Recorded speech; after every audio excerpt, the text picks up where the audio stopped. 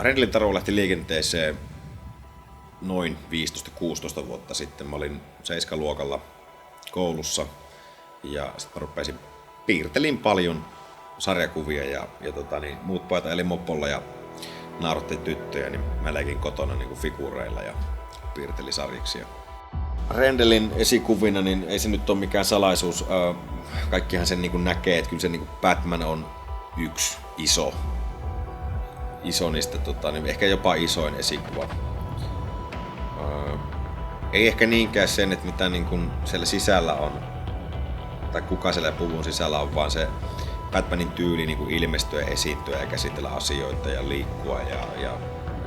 Rendelhän on vähän samantyyppinen varjoissa piileksivä tumma hahmo, mikä ei aurinkorannoilla paljon pyöri.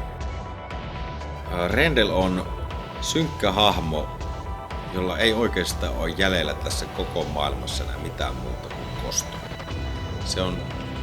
Se on se syy, mikä pitää sen hengissä, se on se syy, mikä ajaa sitä eteenpäin. Se on se syy, miksi tekee, mitä se tekee. Ja se käy tietynlaista sisäistä kamppailua. Ja siitähän tämä elokuva niin kuin tavallaan kertookin, että se yrittää niin kuin saada vastauksia ja löytää tämmöisen tasapainon oman päänsä sisällä ja jotain järkeä niihin asioihin, mitä sen ympärillä tapahtuu. Siitä löytyy pienen pieni semmonen hippu sitä empaattisuutta, mutta kyllä se on semmonen kaveri, että en mä niinku snakarilla haluaisi sen kanssa ruveta niinku makkaraperunoista vääntämään, että kummako ne oli, että kyllä mä ne antaisin vaan vaan ihan rauhassa. Koska se koko idea Rendelissä on alun pitäen ollut niinku se, että sillä on määränpää, johon se menee. Niin kuin ihan sama mitä siinä edessä on, niin se menee sinne tavalla tai toisella. Ja se ei kaihda niinku keinoja, eikä se ei ole niinku semmoinen, me ei puhuta niinku nyt mistään tämmöisestä MacGyver-tyyppisestä oivaltavasta sankarista, millä on hienoja gadgetteja tai mitään sellaista, vaan niinku, nyt puhutaan niinku vittu raasta voimasta ja raivosta ja semmosesta välinpitämättömyydestä ja siitä, että mennään niinku ihan läpät silmillä eteenpäin vaan kohti sitä yhtä juttua, mikä on olevinaan se syy olemassaoloon. Teaseripäivä. Kyllä se teaseripäivä oli yksi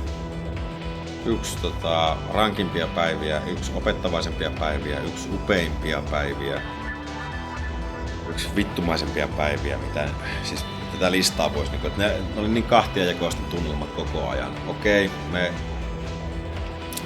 jouduttiin tekemään paljon kompromisseja ja tiedettiin kyllä, että tavallaan mikä meni pieleen, missä onnistuttiin. Me listattiin aika tarkastikin sitten ennen julkaisua etukäteen ne asiat, mitkä meidän mielestä ei mennyt niin piti ja mitkä tavallaan jouduttiin luopumaan ajallisista syistä. Niin niistähän me se palautetta pääosin saatiin. Mutta se on hyvä, että siis se käytiin tässä vaiheessa läpi, koska pahin mahdollinen tilanne olisi, että me olisi lähdetty ilman kokemusta ja noita kommervenkkejä ongelmia ja me olisi lähdetty tekemään leffaa ja me olisi tehty sitä niin kuin 5-6 päivää putkeen ja huomattu, että ei hemmetti, että me olisi tajuttu vasta sitten ne ongelmat, koska se teaseripäivä oli niin täyteen puukattu ja paketoitu ja siinä ei niinku oikeasti ollut varaa niinku minkäännäköisiä ongelmia ja niitä tuli aika paljonkin. Koskee joka paikkaa. Ja viimeisten viedään ja aikataulusta ollaan pysytty tosi hyvin. Kuvataan tää nyt tää aamu ensimmäinen kohtaus. Niin tää oli hyvä koulu käydä kyllä tässä vaiheessa läpi. Lopputulos, eihän me voida olla kuin tyytyväisiä. Se oli tuolla porukalla, millä tämä on tarkoitus tehdä ton koko luokan niin kuin tuotantoryhmällä. Niin me tehtiin päivässä se kaikki ja saatiin kuitenkin aivan käsittämätön huomio osaksemme julkaisun jälkeen niin puolesta kuin vastaan. Onneksi pääosin niin kuin palaute on ollut positiivista ja varsinkin niin kuin ulkomailta mitä saatiin, niin siellähän niin kuin, siellä tätä niin kuin lähestymistapaa pidettiin niin kuin erittäin niin kuin tuoreena ja virkistävänä ja hahmosta on tykätty. Se on niin kuin se suurin huoli on oikeastaan ollut aina se, just niin kuin se Rendell-hahmon, että jaksaako se kiinnostaa ja se nyt jaksaa kiinnostaa. Että kaikki muu on loppujen lopuksi niin semmoisia asioita, missä me pystytään petraamaan ja tekemään paremmin ja näin me tullaan tekemään. Aivan järjetön kiitos kaikille jo tässä vaiheessa.